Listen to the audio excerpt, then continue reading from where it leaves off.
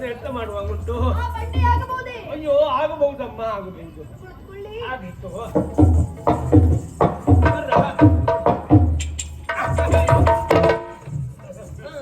ಕುಳಿತದ್ದೌದು.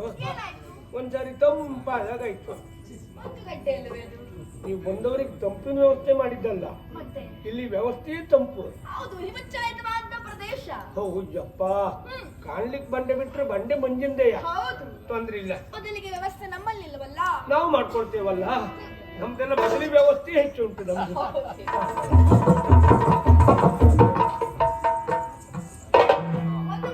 ಇನ್ನು ಇದು ತಪ್ಪಾಗಲಿ, ನಮಗೆ ತೊಂದ್ರೆ ಇಲ್ಲ.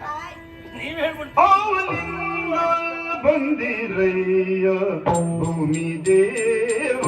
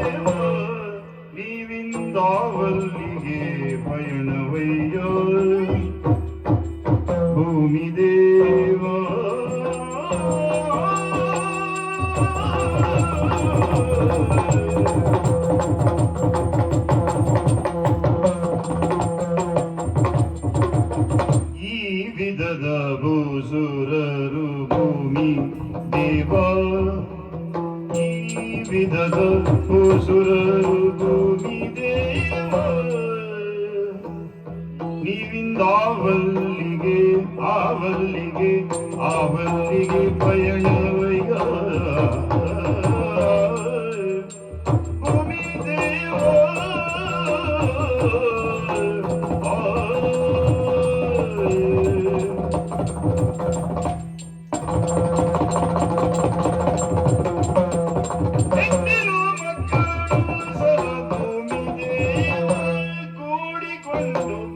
ಭೂಮಿ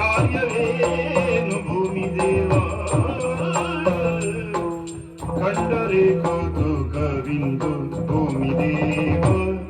ಬೆಸಗೊಂಡರೆ ಬೇಡಿದನು ಭೂಮಿ ದೇವ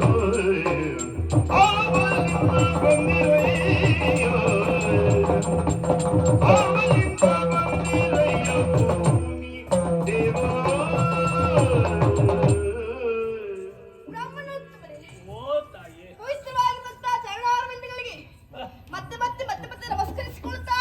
ಒಳ್ಳೇದಾಗ್ಲಿ ಒಳ್ಳೇದಾಗ್ಲಿ ಒಳ್ಳೇದಾಗ್ಲಿ. ಕಾರಣ ಉಂಟು.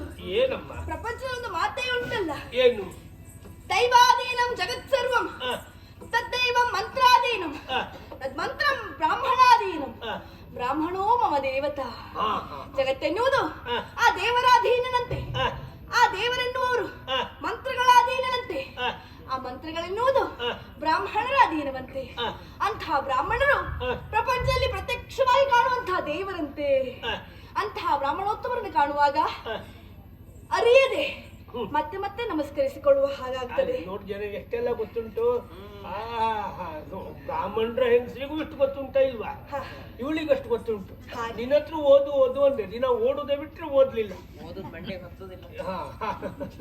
ಬ್ರಾಹ್ಮಣರೇ, ತಡ ನಿಲ್ಲಿಸುತ್ತೇನೆ ಎನ್ನುವ ಕಾರಣಕ್ಕಾಗಿ ಸಿಟ್ಟಾಗಬಾರದು. ಇಲ್ಲಪ್ಪ, ನಮಗೂ ಅಂತವ್ರೇ ಬೇಕಿತ್ತು ಈಗ. ಹೌದೇ? ಹೌದು. ಹಾಗಾದ್ರೆ ಇಷ್ಟೆಲ್ಲ ಜನ ಬ್ರಾಹ್ಮಣರು ಒಂದಾಗಿದ್ದೀರಿ. ಹೌದು. ಎತ್ತಲೋ ನಮ್ಮ ಪಯಣ ಉಂಟು. ಹಾಗಾದ್ರೆ ತಾವು ಹೋಗುತ್ತಿರುವಂತಹ ಸ್ಥಳವಾದ್ರೂ ಯಾವುದು, ತಾವು ಬಂದಿರುವುದಾದ್ರೂ ಎಲ್ಲಿ ಎನ್ನುವ ಹಾಗೆ ನಾ ಆಲೋಚನೆ ಮಾಡಿದೆ. ಪರಾಪರ ಕ್ರಿಯೆಗಳಿಗೆ ಬ್ರಾಹ್ಮಣರು ಬೇಕಂತೆ. ತಾವು ಹೊರಟಿರುವುದು ಪರಕಾರ್ಯ, ಶುಭ ಕಾರ್ಯ ಎನ್ನುವ ಹಾಗೆ ನಾ ಭಾವಿಸಿದ ಹಾಗೆ ಗೊತ್ತುಂಟಾ? ನಿಮ್ಮೊಂದಿಗಿದ್ದಾರಲ್ಲ ಯಾರಾಕೆ? ನಿಮ್ಮ ಮಗಳ? ಹೌದು. ಮಗಳ? ಮಗಳೇ? ಹೌದು. ಹೌದೌದು, ಮಗಳು. ಹೌದು, ನಂಗಲ್ಲ. ಮತ್ತೆ ನನ್ನ ಮಾವನ ಮಗಳು. ಏನಿಂತ ವ್ಯತ್ಯಾಸ? ಅಂದ್ರೆ ನಾನು ವ್ಯತ್ಯಾಸ ಎಂತ ಆಗ್ಲಿಲ್ಲ, ಹೊಂದಾಣಿಕೆ ಆಗಿದೆ ಈಗ. ಇಷ್ಟು ಅಂತರ? ಅದು ನನ್ನ ಕಿರಿ ಹೆಂಡತಿ ಅವಳು. ಹುಡುಗರಿಬ್ರು ಕಾಣುವುದಿಲ್ಲ. ಅವ್ರು ಹೋಗಿ ಆಯ್ತು. ಅವ್ರು ಹೋಗಿ ಆಯ್ತು. ಯಾರಿಗೂ ಕಾಣುದಿಲ್ಲ. ಅವ್ರ ಮೇಲೆ ಹೋಗಿ ಆಯ್ತು. ಹೌದೇ? ಇವಳು ಕಿರಿ ಅಂದ್ರೆ ಪ್ರಾಯಕ್ಕೆ ಬಂದು ನನಗೊಂದು ಒಳ್ಳೆ ಮದುವೆ ಮಾಡಿಸಿದ್ರ ಒಳ್ಳೆ ರೀತಿ ಸಂಸಾರ ಸಾಗ್ತಾ ಇತ್ತು. ಸಾಗುವಾಗ ಒಂದಿನ ಅವಳು ಊಟ ಮಾಡುವಾಗ ಅವಳು ಗಂಟ್ಲಲ್ಲಿ ಅನ್ನ ಸಿಕ್ಕಾಕೋಯ್ತು. ಎಂತ ಮಾಡ್ಬೇಕು ಅಂತ ಗೊತ್ತಾಗ್ಲಿಲ್ಲ. ಒಂದು ಗುದ್ದಿದೆ ನಾನು, ಅನ್ನ ಒಳಗೋಯ್ತು. ಅಯ್ಯೋ, ಪ್ರಾಣ ಮೇಲೋಯ್ತು. ಯಾರ ಹೆಂಡತಿಯನ್ನು ಕೊಂದ ಹಾಗಾಯ್ತಲ್ಲ. ನೀವು ಅನ್ನ ಒಳಗೋದ್ರ ಕೈಯಯ್ಯೋ ಅಂದ್ರೆ ಪ್ರಾಣ ಹೋದದ ಕೈಯಯ್ಯೋ ಅಂದ್ರೆ ಹೌದು. ನಾ ಮೊದ್ಲೇ ಅಯ್ಯೋ ನಂಗಾಗೋಯ್ತಾ? ಅದಕ್ಕೆ ಕೇಳಿದೆ. ಹೌದು, ಅನ್ನ ಕೆಳಗೋಯ್ತು, ಪ್ರಾಣ ಮ್ಯಾಲೋಯ್ತು. ಹಾಗಾಗಿ ಒಂದ್ ಮದ್ವೆ ಕತೆ ಹಾಗಾಯ್ತಾ? ಸರಿ, ಇರ್ಲಿ ಅಂತ ನಾನು ಅಷ್ಟಕ್ಕೆ ನಾ ತಲೆ ಬಿಸಿಲಿದ್ದೆ ಸುಮ್ಮನೆ ಬೇಸರದಲ್ಲಿ. ಆಗ ಊರ್ನವ್ರೆಲ್ಲ ಒತ್ತಾಯ ಮಾಡಿದ್ರು, ಬಟ್ರೆ ನೀವ್ ಹೀಗೆ ಇರುವುದಲ್ಲ, ನೀವ್ ಮತ್ತೊಂದು ಮದ್ವೆ ಆಗ್ಬೇಕು, ನಾವಿದ್ದೇವೆ, ಹೆದರ್ಬೇಡಿ ಅಂದ್ರು. ಅವರೆಲ್ಲ ಹೇಳಿದ್ರು ಅಂತ ನಾನು ಮತ್ತೊಂದು ಆದೆ.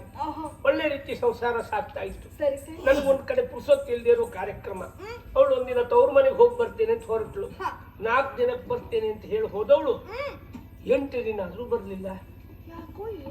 15 ದಿನ ಆದ್ರೂ ಬರ್ಲಿಲ್ಲ. ನನಗೂ ಎಂತ ಕೇಳ್ಬೇಕು ಗೊತ್ತಾಗ್ಲಿಲ್ಲ.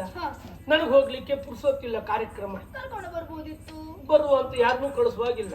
ಕಡೆ ನೆನಪಾಯ್ತು, ನನ್ನ ಮಾವನ ಮನೆ ಗೊತ್ತಿರುವುದು ಯಾರಿಗೆ? ನನ್ನ ಮದುವೆ ವಾದ್ಯಕ್ಕೆ ಬಂದ ದೇವಾಡಿಗರಿಗೆ ಮಾತ್ರ. ಹಾಗಾಗಿ ಅವ್ರನ್ನೇ ಕಳಿಸ್ಕೊಟ್ಟೆ. ಹೋಗಿ ನೋಡ್ಕೊಂಡು ಬಂದು ಏನಾಯ್ತು ಅಂತ ಹೇಳಿ. ಆಯ್ತು, 4 ದಿನದೊಳಗೆ ಬರ್ತೇವೆ ಭಟ್ರು ಹೇಳು ಹೋದ್ರು. 4 ದಿನ ಆಯ್ತು, ಹೆಂಡತಿಯೂ ಇಲ್ಲ, ಕರ್ಕೊಂಡು ಬರ್ಲಿಕ್ಕೆ ಹೋದ ದೇವಾಡಿಗರು ಇಲ್ಲ. 15 ದಿನ ಆಯ್ತು, ಹೆಂಡತಿಯೂ ಇಲ್ಲ, ಕರ್ಕೊಂಡು ಬರ್ಲಿಕ್ಕೆ ಹೋದ ದೇವಾಡಿಗರು ಇಲ್ಲ. ಏನವಸ್ಥೆ ಆಯ್ತು ಏನೋ ಮಾರ್ಗದಲ್ಲಿ. ಅದೇ ಕಡೆ ಗೊತ್ತಾದ್ದು ನನ್ನದೇ. ಎಲ್ಲೋ ಬರುವಾಗ ಹೊಳೆ ಸಂಕ ಮುರಿದು ಇಬ್ರು ಹೋದ್ರಂತೆ ಅಂತ. ಇಬ್ರು ಹೋದ್ರೊಳಗೆ ಒಂದೇ ಸುದ್ದಿ ಬರ್ಲಿಲ್ಲ, ಸಂಕ ಮುರಿದು ಹೋದ್ರೊಳಗೆ ಸುದ್ದಿ ಬಂತ ಇಲ್ವಾ? ಅಲ್ಲಿ ನನ್ಗೆ ಸಣ್ಣ ಸಮಾಧಾನ ಆಯ್ತು. ಹೌದೇ? ಒಟ್ಟಾರೆ ಇದೆಂತ ಸಮಸ್ಯೆ ತನ್ನಷ್ಟಕ್ಕೆ ನಾನಿದ್ದಾಗ ಕೆಲವು ಹಿರಿಯವರಂದ್ರು, ಬಟ್ ನೀವು ನಿಮ್ ಜಾತಕ ನೀವು ತೋರ್ಸು ಇಲ್ಲ, ನೋಡ್ಕೊಳ್ಳು ಇಲ್ಲ, ಅದೇ ಸಮಸ್ಯೆ ಆದದ್ದು, ಎಲ್ಲಿ ತೋರ್ಸಿ ಅಂತ ಹೇಳಿದ್ರು. ಆಗ ನೋಡ್ದ ಗೊತ್ತಾಯ್ತು, ನನ್ನ ಜಾತಕದಲ್ಲಿ ಹೆಂಡತಿ ಸಾಯು ಯೋಗ ಉಂಟು. ಇದಕ್ಕೆ ಏನ್ ಮಾಡ್ಬೇಕು ಕೇಳಿದೆ. ಇದಕ್ಕೆ ಗಂಡ ಸಾಯು ಯೋಗ ಇದ್ರು ಹುಡುಕಿ ಅಂದ್ರು. ಅಷ್ಟೊತ್ತಿಗೆ ಇವಳ ಅಪ್ಪ ಜಾತಕ ಇಟ್ಕೊತಿರ್ತಾ ಇದ್ದ. ಇವಳ ಜಾತಕದಲ್ಲಿ ಗಂಡ ಸಾಯು ಯೋಗ ಉಂಟು, ನನ್ನ ಜಾತಕದಲ್ಲಿ ಹೆಂಡತಿ ಸಾಯು ಯೋಗ ಉಂಟು. ಹಾಗಾಗಿ ನಾವಿಬ್ರು ಒಂದಾಯ್ತು. ಈಗ ನಮ್ಮಿಬ್ಬರಲ್ಲಿ ಏನು ಸಮಸ್ಯೆ ಇಲ್ಲ. ಜಾತಕ ಹೊಡ್ಕೊಳ್ತಾ ಉಂಟು. ಸಂಸಾರದಲ್ಲಿ ಇರ್ಬೇಕಾದದೇ ಅಲ್ವೇ? ಇಲ್ಲ, ಇದು ಜಾತಕದಲ್ಲಿ ಇರುವುದು. ಯಾರು ಜಾತಕದ ಫಲ ಎಷ್ಟು ಬೇಗ ಸಿಗ್ತದೆ ಅಂತ ನೋಡ್ತಾ ಇದ್ದಾರೆ. ಅಲ್ಲ, ಇವಳಾಗಿ ದಿನ ಬೆಳಗ್ಗೆ ನಮಸ್ಕಾರ ಮಾಡುವಾಗ ನನ್ನ ಕಾಲು ಮುಟ್ಟೆ ನಮಸ್ಕಾರ ಮಾಡೋದು ಅವಳು. ಹಾಗೆ ಮಾಡ್ಬೇಕು, ಕ್ರಮ ಅಲ್ಲ ಅದು. ನಂಗೆ ಜೀವ ಉಂಟ ಇಲ್ಲ ನೋಡುದು, ಜಾತಕದ ಫಲ ಅಲ್ಲ. ನಾನು ಹಾಗೆ ಅವಳಿಗೆ ಆಶೀರ್ವಾದ ಮಾಡುವಾಗ ಒಂದು ತಲೆ ಮೇಲೆ ಹೊಡೆದೇ ಆಶೀರ್ವಾದ ಮಾಡುದು. ತಲೆ ಮುಟ್ಟ ಜೀವ ಉಂಟ ಇಲ್ಲ ಗೊತ್ತಾಗ್ಬೇಕಲ್ಲ, ಜಾತಕದ ಫಲ. ಹಾಗಾದ್ರೆ ನಿಮ್ಮ ಹೆಂಡತಿ ಅಂತ ಆಯ್ತು. ನೀವು ಮಾತ್ರವೇ ಅಲ್ಲ, ಅಲ್ಲಿರುವಂತ ಪ್ರತಿಯೊಬ್ಬ ಪುರುಷರನ್ನು ನೋಡ್ತಾ ಇದ್ದೇನೆ. ಹೌದೌದು, ಒಬ್ಬಿಬ್ಬರಿಲ್ಲ, ಭಟ್ರಿದ್ದಾರೆ, ಹೆಗ್ಡರಿದ್ದಾರೆ, ಯಾಜರಿದ್ದಾರೆ, ಜೋಶರಿದ್ದಾರೆ, ಮೈಯರಿದ್ದಾರೆ, ಹೊರಡರಿದ್ದಾರೆ, ಕಾರಂತರಿದ್ದಾರೆ, ಉರಾಳರಿದ್ದಾರೆ, ರಾವ್ರು ಈಗಷ್ಟೇ ಎದ್ದು ಹೋದ್ರಲ್ಲ. ಓಹೋ, ನಿಮ್ಮ ಬ್ರಾಹ್ಮಣರಲ್ಲಿ ಹಲವಾರು ವರ್ಗ. ಹಾಗಾದ್ರೆ ಇಷ್ಟೆಲ್ಲ ಜನ ಬ್ರಾಹ್ಮಣರು ಹೆಂಡತಿ ಮಕ್ಕಳನ್ನು ಕರೆದುಕೊಂಡು ಹೋಗುತ್ತಾ ಇದ್ದೀರಿ ಅಂತಾದ್ರೆ ಯಾವುದೋ ಒಂದು ಶುಭ ಕಾರ್ಯವೇ ಇರಬೇಕು. ಶುಭ ಕಾರ್ಯ ಅಂತ ನೀವು ಹೇಳುದು ಈ ಲೆಕ್ಕ. ಹೌದು. ಹಾಗಾಗಿ ಅಂಥ ಒಂದು ಶುಭ ಕಾರ್ಯ ನಡೆಯುತ್ತಿರುವುದಾದ್ರೂ ಎಲ್ಲಿ, ಅದನ್ನು ಮಾಡಿಸುತ್ತಿರುವವರಾದ್ರೂ ಯಾರು, ಇದನ್ನೆಲ್ಲ ಕೇಳಿ ತಿಳಿದುಕೊಳ್ಳುವಂತ ಕುತೂಹಲ ಹೇಳುವರೇ? ದಕ್ಷಿಣಾಯೋಗಕ್ಕೆ ನಾವು ಹೋಬೇವಮ್ಮ. ದಕ್ಷಿಣಾಯೋಗಕ್ಕೆ ನಾವು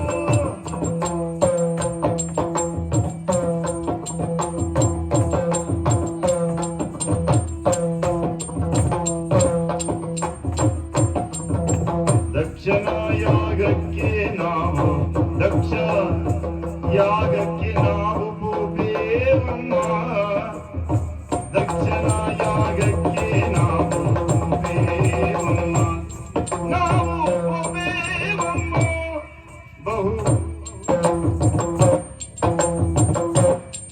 ಬಹುದಕ್ಷಿಣಿಗಳ ಈವರಂತೆ ಬಹುದಕ್ಷಿಣಿಗಳ ಈವರಂತೆ ದಕ್ಷಿಣಿಗಳ ಈವರಂತೆ ಕೇಳಿರಮ್ಮ.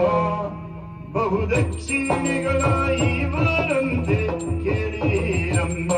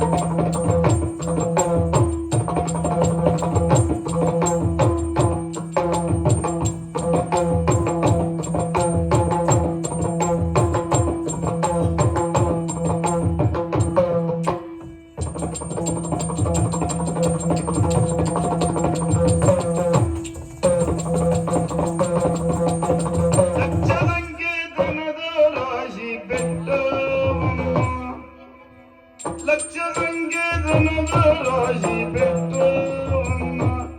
ನಮ್ಮ ಬೇಕೆಗಳನ್ನು ಇವರಂತೆ ಕೇಳಿರಮ್ಮ. ನಮ್ಮ ಬೇಕೆಗಳನ್ನು ಇವರಂತೆ ಹೋಬೇವಮ್ಮ. ದಕ್ಷಿಣ ಯಾಗಕ್ಕೆ ನಾವು ಹೋಬೇವಮ್ಮ.